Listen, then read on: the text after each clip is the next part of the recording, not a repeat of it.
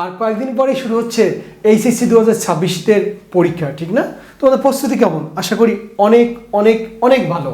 এই প্রস্তুতিটাকে একটু আপডেট করার জন্য আজকে আমি আসছি শেষ মুহূর্তের সাজেশন হিসাব বিজ্ঞান প্রথম পত্র। তোমরা ভালো করে পড়াশোনা করেছো, তারপরে তোমরা এই চ্যাপ্টারগুলো যদি একটু প্র্যাকটিস করো বেশি বেশি, তাহলে আমার কাছে মনে হয় অনেক ভালো করবা। ওকে, সেটা দেখো কী কী চ্যাপ্টার। প্রথমে হচ্ছে আমাদের চ্যাপ্টার 1 র্যামিল অধ্যায় 4। এখান থেকে কিন্তু আমাদের কোশ্চেন থাকবেই, বিশেষ করে র্যাম রিলেটেড কোশ্চেন বা ভুল সংশোধনী রিলেটেড কোশ্চেন এখান থেকে আমরা পাবো।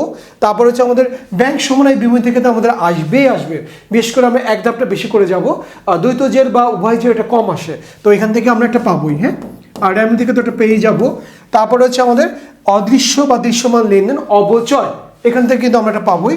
তোমরা বিভিন্ন বোর্ডের ম্যাথগুলো প্র্যাকটিস করবা। আর হিসাবের বৈষম্য, হ্যাঁ এখান থেকে দুটো ম্যাথ আসবেই আসবে, বিশেষ করে কীগুলো বলো তো? হিসাব সমীকরণ, নগদ প্রাপ্তি প্রদান জাবেদা, ক্রয় জাবেদা, বিক্রয় জাবেদা, এই বিষয়গুলো থাকবে। অর্থাৎ আমরা এই চ্যাপ্টার 2টা একটু বেশি বেশি প্র্যাকটিস করবো। ওকে, বিভিন্ন বোর্ডগুলো প্র্যাকটিস করবা।